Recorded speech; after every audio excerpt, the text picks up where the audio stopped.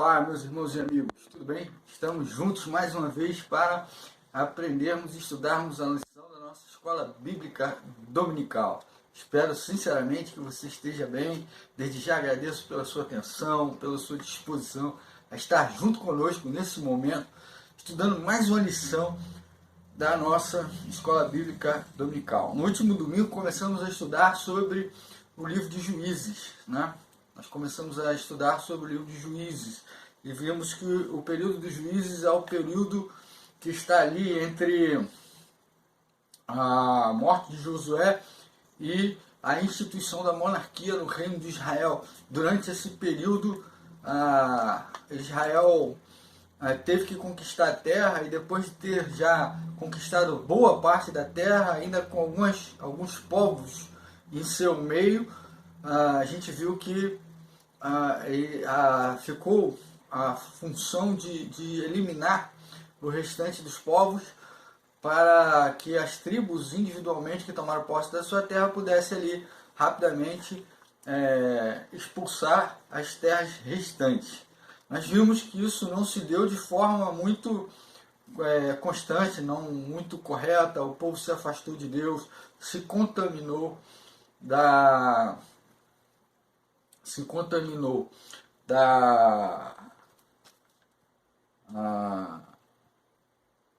o povo se contaminou da imoralidade, da idolatria, e adorou outros deuses, se distanciou do Senhor, de forma que, sendo sido afastados de Deus, eles começaram a experimentar o fracasso, começaram a experimentar a opressão, começaram a experimentar tudo aquilo que podia ser de ruim para um povo que tinha sido próspero enquanto estava na presença do Senhor. Nós vimos isso, né? Vimos também a questão do ciclo nocivo, que era o quê? Pecado, punição, arrependimento, libertação. O povo apostatava da fé, o povo era punido, tinha um período de opressão, e aí o povo era libertado. Depois desse período de libertação, havia um tempo de paz. Depois o povo novamente entrava no ciclo, ou seja, apostatava da fé e era punido, e etc, etc, etc. Então, a lição do nosso texto hoje é fidelidade e comprometimento. Fidelidade e comprometimento. A última foi fidelidade e arrependimento. Agora, vamos estudar sobre fidelidade e comprometimento. Então, a lição de hoje, ela alcança os primeiros juízes que foram usados pelo Senhor para a libertação do seu povo. Quem são esses juízes? Otiniel, Eude e Débora. E Baraque, né? Débora e Baraque, eles são contados como um único juiz, tá bom? Porque estiveram atuando em conjunto no mesmo tempo, ao mesmo tempo, né? Débora, e a gente vai ver porque essa referência a Débora, né? A importância da presença do Espírito do Senhor nesse juízo, ou seja, o Espírito do Senhor estava sobre a vida desses servos de Deus. Para quê? Para que eles pudessem ter a capacidade. A ação do Espírito Santo, embora de forma diferente, tinha a mesma finalidade no Antigo Testamento. Qual era essa finalidade? Capacitar os servos de Deus para cumprir a sua missão, ou seja, deixá-los prontos para fazerem aquilo que era a vontade de Deus, para o serviço de Deus. Então, a ação do Espírito, o fato da presença do Espírito Santo do Senhor estar sobre a vida desses heróis, desses servos, eles eram um indicativo de que eles estavam agindo de acordo com a vontade de Deus. Otiniel, o texto, ele destaca isso, né? A importância. A presença do Senhor estava sobre Otiniel. Otiniel significa leão de Deus, né? Leão de Deus. É uma ação direta de Deus sobre a vida de Otiniel, capacitando ele para cumprir ali a sua função. A ligação familiar com Caleb também ela influencia realmente a ação de Otoniel, o destaque de Otiniel ali como juiz de Israel, né? Porque o Udi, por exemplo, ele não tem essa descrição de que o Espírito de Deus estava sobre ele, porém, Eude também ele era um homem convicto de que Deus estava com ele, né? Ele era um homem convicto. Essa convicção que estava agindo de acordo com a vontade de Deus, ela também descreve, né, as vitórias do povo sobre os inimigos. Ela realmente revela que Deus estava agindo ali através da vida de Iúde. Por fim, a batalha de Débora e Baraque contra os cananitas, né? O serviço abnegado, a fé em Deus, o coração disposto a convergir para o Senhor toda a honra e toda a glória. Débora e Baraque, eles lutaram, conquistaram, venceram a batalha e deram toda a honra e toda a glória ao Senhor. Essas são características aí dos servos de Deus que são usados por Deus. O servo de Deus, ele não atrai para si glória, mas ele louva o nome do Senhor e ele associa o seu sucesso àquilo que fez para conquistar algo que Deus havia prometido.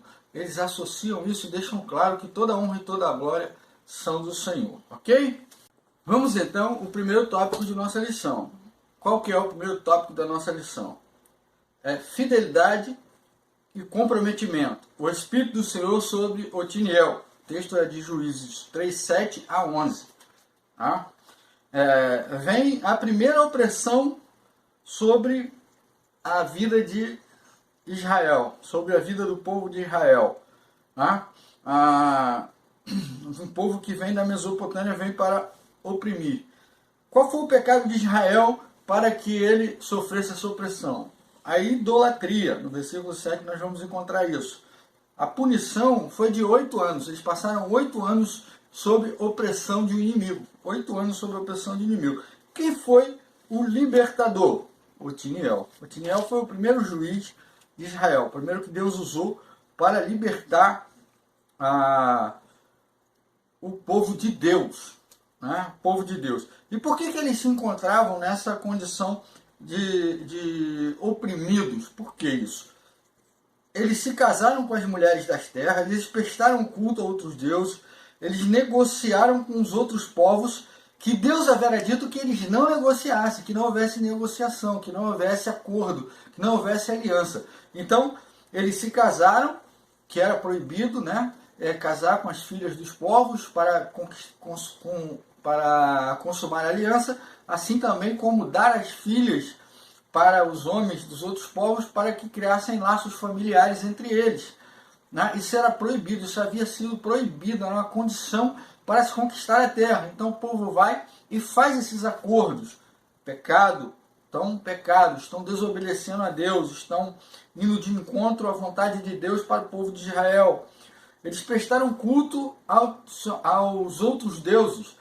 A lei diz lá, a lei do Senhor, a primeira coisa que a lei diz, primeiro mandamento, não adorais outros deuses diante de mim. Ou seja, os povos abandonaram o Senhor e começaram a adorar outros deuses, deuses vindos dos povos invasores, vindos dos povos opressores.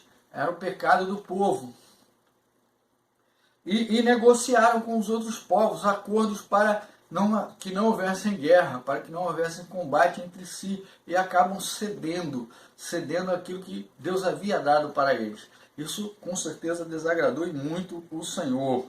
Então o povo vai ali e começa cativo, começa a sofrer perseguição por 8 anos, passa 8 anos de opressão, 8 anos sendo oprimido por outro povo. Aí eles se arrependem, eles clamam ao Senhor, aquele ciclo que a gente viu na outra lição. E aí o Senhor levanta um juiz. Quem levanta? Otiniel. Levanta Otiniel. E Otiniel, ele é o serviço, ele é o instrumento de Deus para a libertação do povo. Quem é esse juiz? Esse juiz é aquele sobrinho de Caleb, também seu genro, né, que se colocou à disposição de conquistar ali a terra junto com Caleb, uma cidade específica. Caleb vai lá e fala que aquele que conseguisse conquistar também ganharia a mão da sua filha em casamento. Então ele, sobrinho, vai lá e diz para o tio que vai conquistar a terra, conquista e com prêmio ele passa a ser também genro de Caleb, né? De Caleb. Ele é o primeiro juiz, ele é levantado, não é isso? E um segredo de vitória ali que leva Eude, que leva Otiniel a libertar o povo é que o Espírito do Senhor estava sobre ele. O Espírito do Senhor veio sobre ele. O que essa operação quer dizer? Que a motivação para que Otiniel fosse libertar o povo veio de Deus, veio do Espírito do Senhor. Era esse Espírito que dava capacidade, que dava a capacitação necessária, que tinha todos os atributos sobrenaturais para que ele pudesse conquistar a vitória e libertar o povo. Essa expressão ela quer dizer isso, que ele foi impulsionado pelo Espírito de Deus, pelo mover de Deus para conquistar a terra. E quando nós nos deixamos usar pelo mover de Deus, nós somos vitoriosos, nós saímos vitoriosos das batalhas que se colocam à nossa frente, ok? O que Otiniel fez? Otiniel removeu a idolatria do povo. Ele removeu a idolatria do povo e ele apenas não tirou a idolatria do meio do povo, como ele ensinou o povo a lei. A gente viu lá na outra lição que nesse período dos juízes o povo estava entregue à sua própria cabeça, ao seu próprio entendimento. E nesse momento eles faziam o que queriam. E a lei estava descartada, estava deixada de lado. Então, Otiniel vem, liberta o povo, remove a idolatria do meio do povo, porque Otiniel já conhecia o pecado de Acã e o que tinha ocasionado o pecado de Acã para o povo. Nós precisamos entender isso, ok? Nós precisamos entender isso, que não é necessário apenas acabar com a idolatria, mas é se aplicar em quê? Se aplicar em fazer a vontade de Deus, né? Se aplicar em servir o Senhor com alegria de coração. Algumas vezes é preciso que os servos do Senhor tenham que batalhar. Né? Ideal seria que estivéssemos só, pudéssemos ganhar todas as batalhas através da oração e do poder da oração. Mas às vezes é preciso se dispor a fazer a sua parte, preciso ter disposição para dificultar, não é dificultar, é preciso ter forças para enfrentar as dificuldades e enfrentar ou facear as batalhas que sobrepõem, de maneira que a gente precisa realmente pôr a nossa mão, encarar a adversidade de frente, crendo que Deus está conosco e cumprir a nossa parte aí e fazer um serviço abnegado ao Senhor, ok? Muito bem, chegamos no tópico 2 da nossa lição. Fidelidade e comprometimento, a confiança de Eude. Eude é o juiz da segunda opressão, é o juiz que vai libertar o povo de sua segunda opressão. Qual é essa opressão? Essa opressão ela veio por meio dos moabitas, do povo de Moabe, que estava à volta, que estava na terra, e que foi permitido que eles permanecessem ali no meio do povo de Israel, o povo de Moabe. E qual foi o pecado? Qual foi o pecado? Imoralidade e idolatria. Por causa disso, Israel sofreu 18 anos de opressão dos moabitas. 18 anos eles passaram debaixo do jugo da opressão dos moabitas. Até que Deus levantou um juiz chamado Eude. Eude vem libertar o povo de 18 anos de idolatria e imoralidade. Uma questão singular, né, com relação à escolha de Eude é que o texto bíblico ele não afirma em momento nenhum que Eude é um homem em que estava o Espírito Santo de Deus.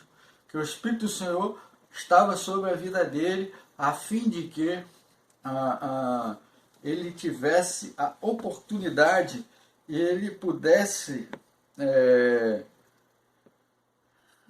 levar o nome do Senhor a fim de que levasse o povo à vitória. Não existia isso na questão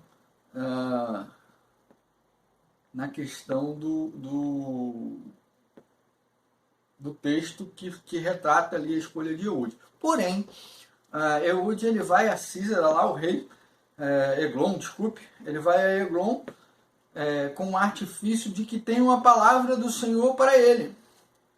E ele só pode dizer isso mais perto, na intimidade. Então, quando Eglon se levanta para ouvir aquilo que seria a palavra de Deus dita através do instrumento, da instrumentalidade de Eude, Eude vem e transpassa-lhe a espada de maneira que ele consegue, o punhal, a espada, de maneira que ele consegue atingir de próximo Eglon, sem que Eglon tivesse nenhuma possibilidade de defesa. E isso aconteceu por quê? Porque ele disse que tinha uma palavra secreta, uma palavra de Deus para dizer para Eude. E foi isso, foi essa artimanha, essa frieza estratégica que fez com que Eglon se levantasse e se aproximasse de Eude, tornando-se vulnerável ao seu ataque. E com a morte de Eglon, houve aí a libertação do povo. Né? Do povo. Mas embora o texto não use as palavras que o Espírito Santo estava sobre a vida de Eude, embora o texto não tenha essa afirmativa, embora o texto não deixe isso extremamente claro, como no caso de Otiniel, o texto também afirma que os inimigos foram entregues nas mãos de Eude. Ok? Nós estamos falando de inimigos numerosos, de inimigos poderosos, de inimigos sagazes, experimentados em guerra. Então, o fato do texto bíblico afirmar que os inimigos eles foram entregues nas mãos de Eude, confirma que havia ação direta de Deus ali na vida de Eude, permitindo que ele fosse o libertador do povo e fazendo com que o povo obtivesse sucesso na sua empreitada, na sua batalha e vencesse a opressão que vivia através da vida de Eude. Muitas das vezes a coisa não está explícita, não está clara, mas a forma como Deus age, a forma como tudo corrobora, como tudo acontece, deixa claro que há sim ação de Deus na vida do servo de Deus. Ok? Dá-se a entender claramente que aquele homem foi usado por Deus como instrumento de Deus para quê? Para que libertasse o seu povo da opressão. Deus sempre estava libertando o povo da opressão. E, mais uma vez, Deus libertou o povo da opressão. Eude foi atrevido, Eude foi corajoso, Eude foi frio, Eude foi estratégico. Né? E Deus entregou aí os inimigos na mão de Eude, libertando o seu povo. Pode ser que da forma com que a gente vê isso, né? O fato de não estar escrito que é o Espírito e tal, a forma agressiva e engenhosa, engendrada de Eude pode deixar isso assim complexo, né? Mas tem também algo que a gente precisa aprender, tem algo que a gente precisa entender nessa realidade. Qual é, pastor, essa realidade que eu preciso entender? Bom, o fato de alguns heróis na Bíblia serem homicidas, serem homens violentos, homens experimentados em guerra, homens que tinham experimentavam uma vida não muito socialmente moral, ele demonstrava a degradação espiritual do povo, demonstrava quanto o povo estava longe de Deus, quanto o povo estava afastado do Senhor, dos seus princípios. Não havia ética cristã, não havia ética divina, não havia observação da lei, não havia intimidade com Deus, não havia intimidade, era necessário que Deus usasse homens com características que hoje consideramos deploráveis para poder atingir os objetivos e a libertação do povo. Né?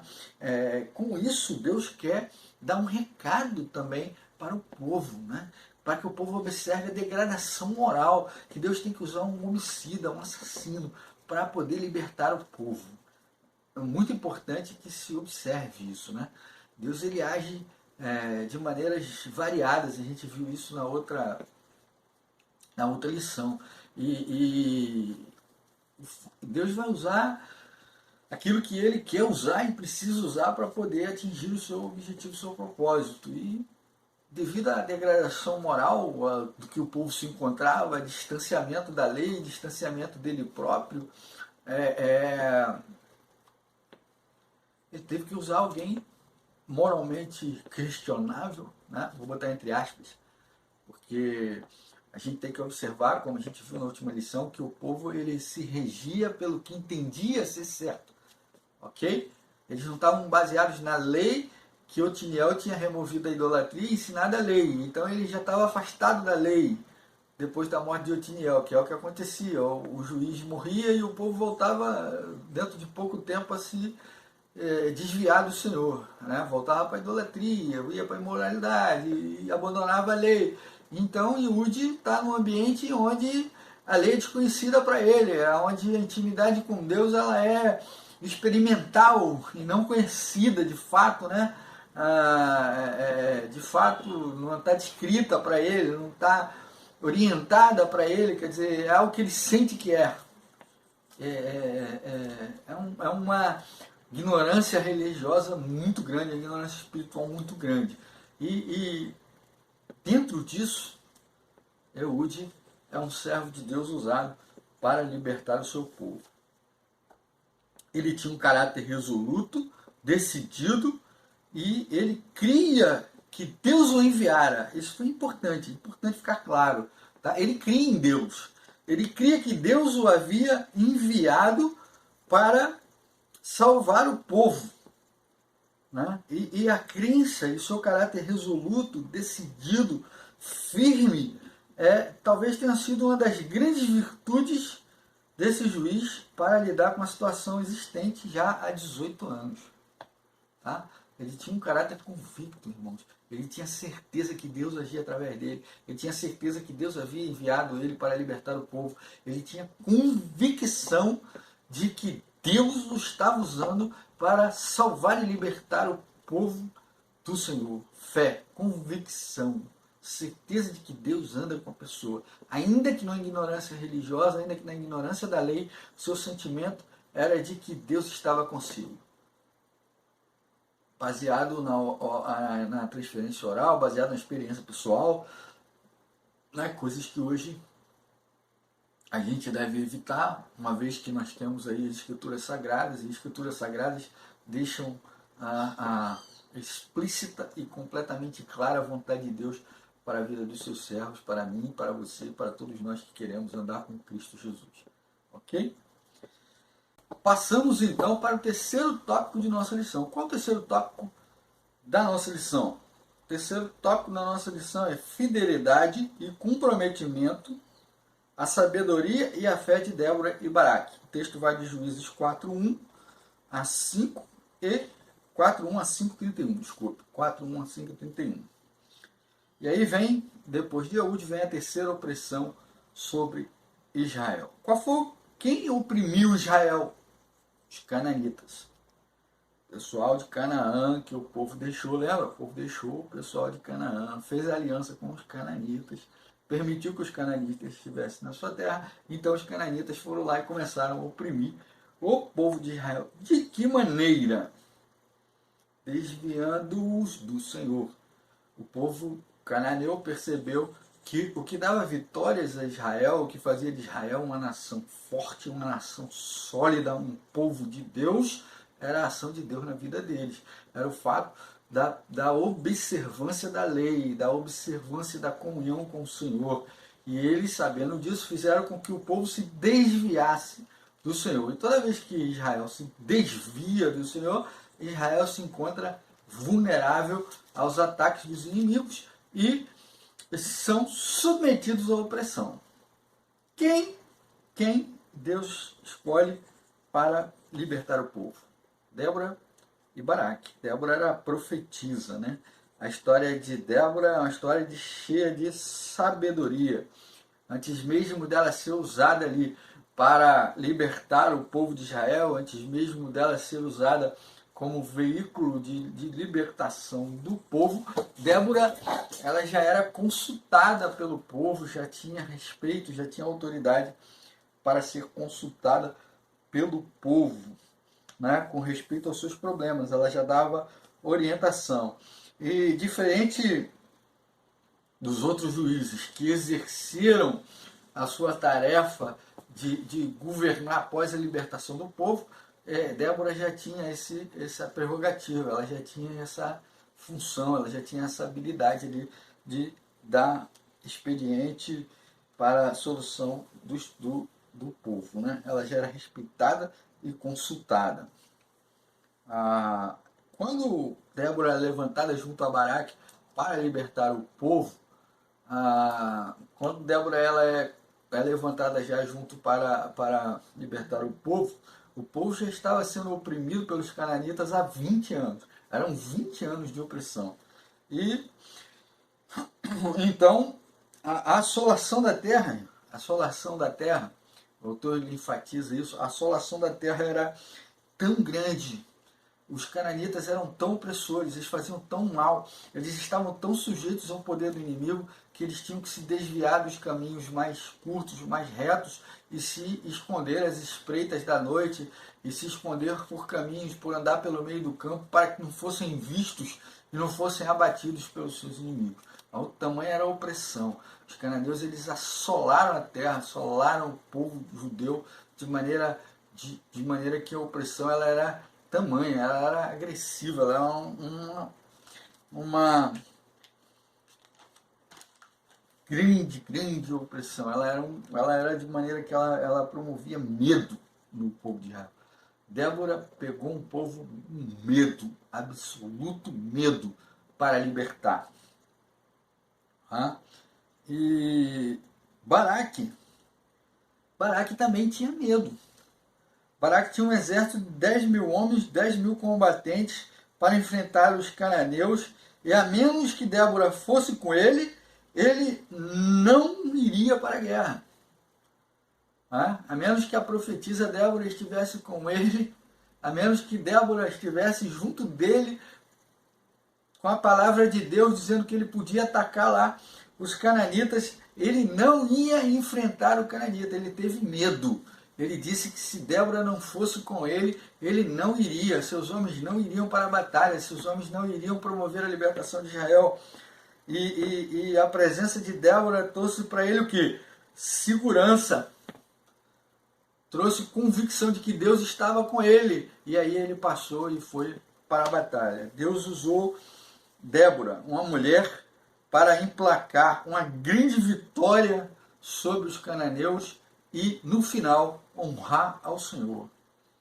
Débora era uma pessoa que a sua vida era usada para honrar o Senhor. Ela honrava a Deus. Ela não queria glórias para si. É muito importante entender isso. Eu, durante muito tempo, eu tinha uma dificuldade quando alguém dizia: eu trouxe não sei quem para Jesus, eu levei não sei quem para Jesus, eu consegui que Jesus, que não sei quem, recebesse Jesus Cristo no coração. Isso é função do Espírito Santo, não é nossa.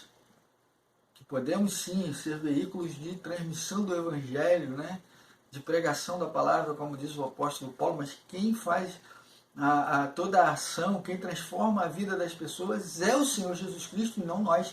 E Débora, ela teve uma grande vitória junto com Baraque em nome do Senhor. E depois ela não absorveu para si a vitória, mas muito pelo contrário. Ela disse que quem deveria ser honrado e louvado era o Senhor. Exatamente. Deus usou a coragem dela. Quais os aspectos que levaram Débora e Baraque a essa vitória? A fé atrelada à coragem de Débora nos mostra quanto o Senhor pode nos usar quando vivemos em sua total dependência. Débora era dependente de Deus. A dependência de Deus, ela traz isso, meus queridos. Ela traz fé e traz coragem. Por quê? Porque se eu acredito que Deus está comigo, eu enfrento qualquer batalha. Eu enfrento qualquer dificuldade. Vide o rei Davi, lá na situação de de batalha lá de Saul, né? Que ele vai lá e chega, vocês vão deixar esse incircunciso falado no Senhor dos Exércitos dessa maneira? Aí ele vira e diz, em nome do Senhor dos Exércitos, eu vou te matar e vou arrancar a sua cabeça. Davi tinha o quê? Fé e coragem. E a glória é de quem, queridos? A glória é de Deus. É Deus que nos usa. Quando nós nos deixamos usar, quando nós quando nós nos deixamos usar através de uma total dependência de Deus, nós alcançamos vitória, né? Nós enaltecemos o reino de Deus, nós glorificamos a Deus com a nossa vida, com a nossa obediência, com a nossa dependência, e é muito importante que isso fique claro. E essa é a coisa da Léo. O que mais? Confiança. A nossa confiança, ela deve estar sempre no Senhor. Nós não podemos confiar na nossa inteligência, nos nossos recursos, nas nossas habilidades, nos nossos talentos, não. A nossa confiança deve estar sempre no Senhor. Tudo isso aí, como diz o apóstolo Paulo, é esterco para que a obra seja bem feita, cresça e evolua. Mas a confiança, ela deve estar no Senhor. A confiança de Débora estava no Senhor. A confiança de Baraque estava no Senhor porque Débora o representava. Ela era profetisa. E entendendo que ela estava à frente do exército, junto com ele, Deus estava com eles. Então, há a confiança no Senhor, né? E o Cântico de Débora, ele deixa pra gente o quê? Que todo louvor e adoração devemos dar apenas a quem? A Deus. A Deus toda honra e toda glória. Tá? A Deus toda honra e toda glória. O autor, ele registra aqui o quê? Romanos 11:36. Muitas vezes eu sou elogiado quando prego, quando dou um estudo, quando dou alguma coisa, ou quando estendo a mão para alguém em socorro, mas não são motivos de glória para mim. Isso são coisas do Senhor. O Senhor me capacitou, o Senhor me trouxe até aqui. O Senhor fez de mim uma pessoa para o seu serviço. Então, tudo que eu faço, tudo que eu vivo, a forma como eu lido com a minha vida, a forma como eu lido com os problemas, a forma como eu manifesto a minha fé, é tudo obra do Senhor. Então, a glória é de quem? De Deus. Somente de Deus. Nós somos vasos, nós somos instrumentos. É difícil a gente falar isso num contexto onde alguns líderes se endeusam, se colocam sobre um pedestal, mas a verdade é que ninguém está no pedestal a não ser o Senhor Jesus. Ninguém. Todos somos iguais. O que nos difere é um chamado específico e a nossa autoridade está no chamado de Deus. Então, quando você agride um servo do Senhor ali, que está ali para auxiliar a sua vida, que está ali para te ensinar a palavra de Deus, que está assim para te orientar a andar nos caminhos do Senhor, você está ofendendo ali a escolha de Deus acima daquela pessoa. Tá? Mas não é a pessoa em si, mas a escolha de Deus, né? A autoridade de Deus colocada sobre a vida daquele servo que está ali ministrando para você naquela igreja, naquele local, no seu grupo. Né? Mas o líder também ele não pode se endeusar e achar que ele é a própria personificação de Deus. E Débora estava longe disso, né? Débora dava toda a glória a quem?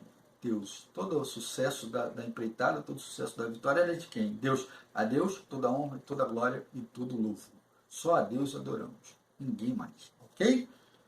Concluindo. Ok? Concluindo. Os frutos da desobediência e do distanciamento de Deus era o quê? Era o fracasso, era a opressão, era o pecado, era o castigo. Capítulo 3 e 5, 3 a 5, ele deixa claro ali os primeiros embates, fruto de quê? Desobediência de Israel. Separou do Senhor e foram o quê? Foram absorvidos pela opressão do inimigo. A essa altura eles já deviam estar cansados de saber que sem Deus eles não chegariam a lugar nenhum. Mas o que eles faziam? Eles desobedeciam e entraram naquele ciclo nocivo que a gente viu na lição anterior. Apostasia, arrependimento, apostasia, castigo, arrependimento, libertação. Entravam naquele ciclo de novo, ok?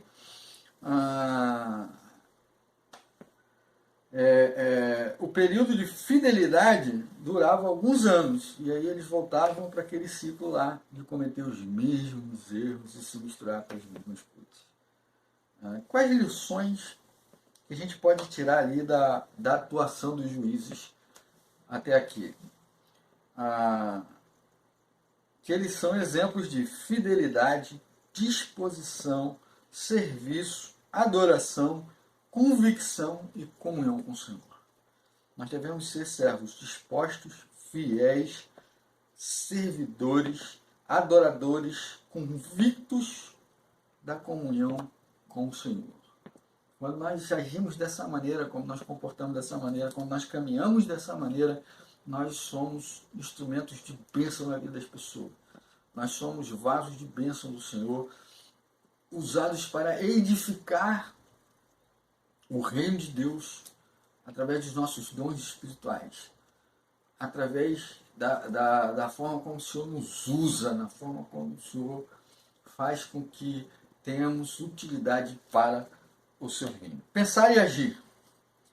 O Espírito do Senhor é sobre você quando você precisa implementar ações e decisões importantes para o seu dia a dia. Você anda com Deus, sua vida ela é regrada, administrada e vivida no amor de Deus sob a orientação do Espírito Santo? Essa é a pergunta que você precisa refletir. Nossa coragem e abnegação não pode ser ocasião para agirmos dissolutamente. Ok? Nossa coragem e abnegação não pode ser ocasião para agirmos dissolutamente. Ou seja, precisamos ali sempre agir de acordo com a vontade de Deus, baseados no amor e na misericórdia de Deus. Nosso serviço ao Senhor não depende de uma situação em particular. Débora servia a Deus antes mesmo de ser confiada uma missão. Você tem esperado algo acontecer para o servir ao Senhor ou tem servido a Deus pelo que Ele é? É muito importante entender isso, irmãos. Muito importante, meus amigos, entender isso. Nós servimos a Deus pelo que Deus é, não pelo que Ele faz. Não aguardando que Ele nos chame para uma missão específica, mas servimos a Deus o seu propósito durante todo o tempo da nossa vida. Abraçamos a sua causa, vivemos pela sua causa. E se algum dia for necessário que nós nos identifiquemos numa missão especial, definida, Deus colocará no nosso coração, nós entenderemos e iremos realizar essa missão. Mas todos temos uma missão nos dias de hoje: levar o Evangelho a todas as pessoas, a fim de que elas tenham a oportunidade de alcançar a salvação através de Cristo Jesus. Ok? Sirva a tempo e fora de tempo. Sirva a tempo e fora de tempo. De maneira que a sua vida seja uma vida e um legado de serviço ao Senhor. Ok? Deus abençoe você, Deus abençoe sua família. Aproveito para pedir você aqui para se inscrever. Se você não é inscrito, falo para você pegar a nossa revista aqui no site da Convenção Batista Brasileira, Fluminense, Convenção Batista Fluminense, Palavra e Vida, está aqui, você vai achar o link. Se você é muito bem-vindo no nosso templo, para as nossas reuniões, ok? Você é muito bem-vindo na CIB, vem para a CIB, tá? Vem para a CIB, Rua Eupídio Barbosa Guimarães, número 59, que você acha o endereço, você pode botar o endereço no Google, ele vai dar a localização para você vai ser muito bem-vindo, ok? Se der alegria a nossa presença, quiser nos dar um abraço, estamos ali aguardando você na Segunda Igreja Batista. Deus abençoe sua vida, sua família, sua semana. Nos vemos no próximo domingo com a graça de Deus.